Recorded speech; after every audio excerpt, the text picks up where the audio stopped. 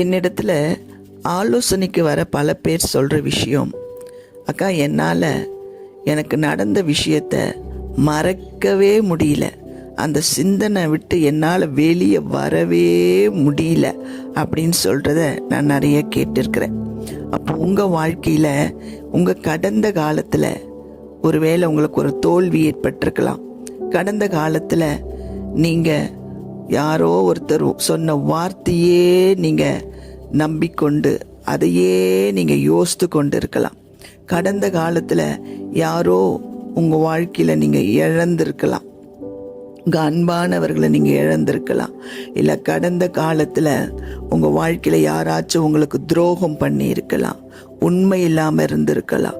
So இந்த கடந்த கால வழிகளோடவே நீங்கள் வாழ்ந்து கொண்டிருக்கலாம்.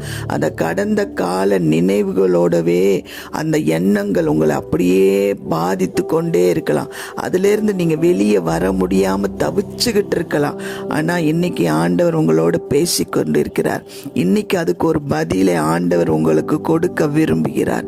முதல்ல நம்ம தெரிஞ்சுக்க வேண்டியது, நான் என்ன சொல்கிறேன் அப்படின்னா, அது முடிந்து போன விஷயம், கடந்து முடிஞ்சிருச்சு. ஓகே, முடிஞ்சதை நாம் திரும்ப ஒன்றும் பண்ண முடியாது. யாரோ ஒரு வார்த்தையை நம்மளை சொல்லிட்டாங்க போய் நம்ம போய் அந்த வார்த்தையை நம்ம திரும்பி எடுக்கவே முடியாது. யாரோ அன்பானவங்க நம்ம விட்டு போயிட்டாங்க, நம்ம இழந்துட்டோம் அவங்கள, திரும்ப போய் நம்ம அவங்கள கொண்டு வரலாம் முடியாது. ஆனால் அந்த ஃபஸ்ட்டு திங் நம்ம பண்ண வேண்டியது அதை அக்னாலேஜ் பண்ணிக்கணும். ஆமாம் நடந்துடுச்சு, இனிமேல் அதை ஒன்றும் பண்ண முடியாது, நான் ஏற்றுக்கொள்கிறேன். இல்லை ஒரு சிஸ்டர் என்கிட்ட சொன்னாங்க, அதை ஏற்றுக்கவே முடியல என்னால். அவங்க ஹஸ்பண்ட் ஏதோ ஒரு தவறு பண்ணிட்டாரு, ஆனால் அவர் மாறி வந்துட்டாரு. ஆனால் கூட அவங்க என்ன சொல்கிறாங்கன்னா, இல்லை என்னால் அதை ஏற்றுக்கவே முடியாது, அவர் எப்படி அதை பண்ணலாம் என்னால் ஏற்றுக்கவே முடியாது. ஸோ அவரே மாறி வந்தாலும் இவர்களால் அந்த பழைய காரியத்தை மறக்கவே முடியல, ஏற்றுக்கவே முடியல. ஃபஸ்ட்டு அந்த ரியாலிட்டியை நம்ம புரிஞ்சுக்கணும். ஆமாம் சரி நடந்துடுச்சு, இப்போ நான் அதை ஏற்றுக்கிறேன், அதை என்னால் ஒன்றும் பண்ண இப்போ முடியாது. இல்லை சொல்லுங்கள், நீங்களே உங்கள் மனசில் சொல்லிக்கோங்க. இப்போது அந்த பிரெயின் என்ன பண்ணோன்னா, நம்ம பிரெயின் நாம் ஒரு விஷயத்தை தொடர்ந்து யோசிச்சுட்டே இருக்கும்போது அது ஒரு பேட்டர்னாக அதுக்கு அப்படியே அது பதிஞ்சிரும். இப்போ ஒவ்வொரு நாளில் காலையில் எழுந்திரிச்ச உடனே ஒவ்வொரு நாள் நமக்கு என்ன ஆகிடும், அதே பேட்டர்ன் வந்துக்கிட்டே இருக்கும், அதே சிந்தனை அது வந்துக்கிட்டே இருக்குது, அது அப்படியே வந்துக்கிட்டே இருக்குது இல்லையா? அப்போ அந்த சிந்தனை நாம தான் என்ன பண்ணோம், முதல்ல ஓகே நடந்து முடிஞ்சிடுச்சு, இனிமேல் நான் அதை ஒன்றும் மாற்ற முடியாது என்கிற ஒரு யதார்த்த நிலையை நாம் புரிஞ்சுக்கணும். அப்போதான் நம்ம வாழ்க்கையில் நம்ம முன்னோக்கி செல்ல முடியும். இப்போ நான் அப்படியே உட்காந்துக்கிட்டு, அப்படியே அழுந்துக்கிட்டு, அப்படியே யோசித்துக்கிட்டு, அப்படியே புலம்பிக்கிட்டு, அப்படியே கதறிக்கிட்டு, அப்படியே நான் குறை சொல்லிக்கிட்டு, அப்படியே நான் கஷ்டப்போடவே நான் வாழ்ந்துக்கிட்டு இருக்கிறதுனால அது ஏன் வாழ்க்கைக்கு ஒன்றுத்துலேயும் ஒரே ஒரு விஷயத்தில் கூட அது பிரயோஜனப்பட போகிறதே கிடையாது. அப்படி செய்கிற காரியம் கடந்ததை போய் மாற்ற போறதும் கிடையாது. அப்படியே நான் வலியோடு வாழ்ந்துகிட்டு இருப்பது என்னுடைய முன்னேற்றத்தை தான் தடுக்கும். அது என் வாழ்க்கையை தடுக்கும், என் சரீரத்தை தடுக்கும், என் எண்ணங்களை தடுக்கும், என் உணர்வுகளை தடுக்கும், என்னுடைய உறவுகளை தடுக்கும், எல்லாவற்றையும் அது தடுக்கும், அழிக்கும். ஸோ அப்படிப்பட்ட ஒரு விஷயத்தை நான் எதுக்கு இப்போ யோசிச்சுக்கிட்டே இருக்கணுன்ற ஒரு ரியாலிட்டியை முதல்ல நாம் புரிஞ்சுக்கணும். அதுதான் வசனம் தெளிவாக சொல்லுது. ஏசாயா 43 அதிகாரம் 18 19 சொல்லுகிறது, முந்தினவைகளை நினைக்க வேண்டாம், பூர்வமானவைகளை சிந்திக்க வேண்டாம், இதோ நான் புதிய காரியத்தை செய்கிறேன், இப்பொழுதே அது தோன்றும், நீங்கள் அதை அறியீர்களா? நான் வனாந்திரத்திலே வழியையும் அவ்வாந்திர வெளியிலே ஆறுகளையும் உண்டாக்குவேன். பாருங்க, கர்த்தர் என்ன சொல்றாருன்னா, முந்தினவைகளை நினைக்க வேண்டாம், பூர்வமானவைகளை சிந்திக்க வேண்டாம். ஸோ இதை யார் செய்யணும்னா நாம தான் செய்யணும். இப்போ நம்ம ஏற்கனவே பழைய காரியங்களை கடந்து போனதையே நினச்சி நம்ம பிரெயினை நம்ம டியூன் பண்ணி வச்சிட்டோம்ல. இப்போ நான் தான் அதை திரும்பவும் மாற்றணும். ரீவயரிங் பிரெயின் இல்லை, நம்ம பிரெயினை நம்ம ரீவயர் பண்ணணும், சரியாக்கணும், அதை சீர்படுத்தணும். இப்போ நான் தான் அதை சரியான விஷயத்த சிந்திக்க வைக்க பழகணும். முந்தினவைகளை நினைக்க வேண்டாம், நீங்கள் தான் ட்ரை பண்ணணும். அது ஜபம் பண்ணுறதுனால போகாது, நீங்கள் முயற்சி பண்ணணும். சரியா, ஆண்டவரே நீங்கள் எனக்கு ஹெல்ப் பண்ணுங்கன்னு சொல்லிட்டு நாம் அந்த சிந்தையை மாற்றி யோசிக்க பழகணும். அப்பதான் அதுல நாம ஜெயத்தை எடுக்க முடியும். நாம செய்ய வேண்டியதை நாம தான் செய்யணும். காட் என்ன செய்வாரோ அது காடு செய்வார். சரியா, அவர் எப்பொழுதும் நம்ம கிட்ட நாம ஏதாவது ஒன்று செய்யணும்னு எதிர்பார்க்கிறார். அவர் அற்புதங்கள் செய்வதற்கு முன்னால அவர் நாம செய்ய வேண்டிய சில விஷயங்களை எதிர்பார்க்கிறார். ஆகவே முந்தினவைகளை நினைக்காதீங்க, அது முடிஞ்சு போச்சு, இட்ஸ் ஓவர், அவ்வளவுதான். அது புரிஞ்சுக்கோங்க, அதை எடுத்துக்கோங்க, அதை ஏற்றுக்கொள்ளுங்க.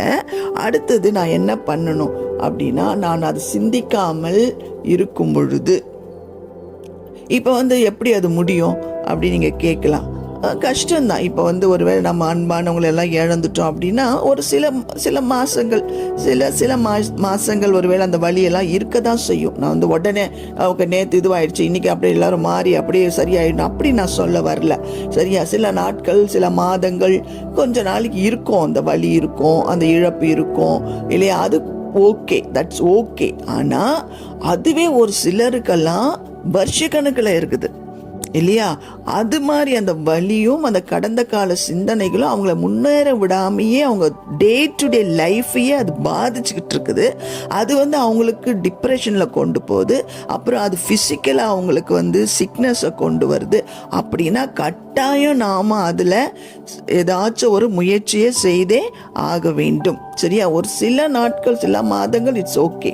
ஆனால் அது அப்படியே கண்டினியூ ஆக நம்ம விடவே கூடாது. அது நம்ம முயற்சி பண்ணிக்கிட்டே இருக்கணும், முயற்சி பண்ணிக்கிட்டே இருக்கணும். ஏன்னா வசனம் சொல்லி இருக்குது, முந்தினவைகளை நினைக்காத, பூர்வமானவைகளை சிந்திக்காத. அதுதான் சொல்லியிருக்கு வசனம். நம்ம செய்யக்கூடியதை தான் சொல்லியிருக்கோம், செய்ய முடியாததை சொல்ல மாட்டாது. சரியா, அப்படி நாம் செய்யும் பொழுது ஆண்டவர் என்ன பண்ணுவாருன்னா புதிய காரியத்தை நமக்கு செய்வார் இல்லையா. இழந்து போனதை காட்டிலும் அதிகமா நமக்கு அவரு கொடுக்க அவரால் முடியும். வனாந்தரத்துல ஒரு வழியை உண்டு பண்ண முடியும் அவரால். ஆறுகளை உண்டு பண்ண முடியும். வனாந்தரம்ன்றது வறட்சி இல்லை, ஆனா அந்த இடத்துல ஒரு ஆறையே கடவுளால உண்டாக்க முடியும் இல்லையா. அவரால் முடியாத காரியம் ஒன்றுமே கிடையாது. நாம் அவரை நம்பி அவர் வார்த்தையை நம்பி, அவர் பலத்தை நம்பி, அவர் கிருபையை நம்பி, அவர் இரக்கத்தை நம்பி, அவருடைய உதவியை நம்பி நம்ம தொடர்ந்து முயற்சி பண்ணும் பொழுது நம்மளால முன்னேறி செல்ல முடியும். அவர் வனாந்தரத்துல வழிய கட்டாயம் அவர் என்ன பண்ணுவாரு, கட்டாயம் உண்டாக்குவார். அவரால் கூடாத காரியம் ஒன்றுமே இல்லை. அவர் நம்முடைய தேவன் பெரியவர், உங்க வாழ்க்கையை மாற்றக்கூடியவர். இல்லை, நகோமி அன்னைக்கு அப்படிதான் நினைச்சாங்க. என்ன, எனக்கு கணவன் இழந்து போயிட்டாரு, அவ்வளவுதான், எனக்கு வாழ்க்கையே இல்லைன்னு நினைச்சாங்க. இல்லை, ஆண்டவர் அவங்களுக்கு ஒரு புதிய வாழ்க்கையை கொடுத்தாரு, ஒரு ரூத்தை கூட கொடுத்தாரு இல்லையா. ஆண்டவர் கட்டாயம் உங்க வாழ்க்கையில அப்படிப்பட்ட ஆட்களை தருவார், உங்களுக்கு சப்போர்ட்டிவா ஆட்களை தருவார். நீங்க சோர்ந்து போகவே கூடாது, நான் கடந்ததை நினைச்சுக்கிட்டே இருக்கக்கூடாது. அதுக்கு ஒரு முற்றுப்புள்ளியை வைங்க, தொடர்ந்து போங்க. முதல்ல அதை அக்செப்ட் பண்ணிக்கோங்க. ரெண்டாவது, நீங்க தான் முயற்சி பண்ணணும், அதை மாற்ற ட்ரை பண்ணணும், மாற்றி யோசிக்க ட்ரை பண்ணணும். அப்படி பண்ணும் பொழுது ஆண்டவர் அற்புதம் உங்க வாழ்க்கையில செய்வாரு, புதிய காரியங்களை உங்க வாழ்க்கையில செய்வார். வனாந்தர மனப்பான்மைன்னு இதுக்கு பேரு இல்லையா. இஸ்ரவேல் ஜனங்க அப்படிதான் பண்ணிக்கிட்டு இருந்தாங்க. அவங்க ஆண்டவர் உங்களுக்கு கானானை வச்சிருக்கேன்னு சொல்றாரு. ஆனா இந்த ஜனங்க என்ன பண்றாங்க, வந்தாங்க, எகிப்தை விட்டு வெளியே வந்தாலும் அப்பா பிரச்சனையை பார்க்கும் போதெல்லாம் அவங்க எகிப்துக்கு போயிட்டாங்க. எகிப்துல எனக்கு இப்படி இருந்துச்சு, எகிப்துல எனக்கு அப்படி இருந்துச்சு, நான் அங்கேயே இருந்திருக்கலாமே, அது எனக்கு நடந்துச்சு. இப்படி பழசைய பின்னால யோசித்து அவங்களால முன்னேறி போகவே முடியாம கானானுக்குள்ளவே அவங்க போகாம போகாமல் வனாந்திரத்திலேயே அந்த சந்ததி மடிகிறாங்க. நெக்ஸ்ட் ஜெனரேஷன் தான் புதிய கானானுக்குள்ள அந்த போகிறாங்க. ஏன்னா அவங்க பழசையே நினச்சதுனால முன்னேறி போகவே முடியல. ஆகவே நீங்கள் இன்னைக்கு கர்த்தரை நம்புங்க. இந்த பழசை நினைக்கிறதுக்கு, அந்த பழைய வலிக்கு ஒரு முற்றுப்புள்ளியை வைங்க. கர்த்தர் உங்கள் காயங்களை ஆற்றுவார். நீங்கள் இழந்து போனதை எல்லாவற்றையும் மறுபடியும் உங்களுக்கு தருவார். சிறந்ததை உங்களுக்கு தருவார். ஒரு வழியை உங்களுக்கு கட்டாயம் உண்டு பண்ணுவார். அந்த காயங்களை எல்லாம் அவரை மாற்றி உங்களுக்கு ஆரோக்கியம் வர பண்ணுவார். இயேசுவின் நாமத்தினால உங்களை நான் ஆசீர்வதிக்கிறேன். ஆமென்.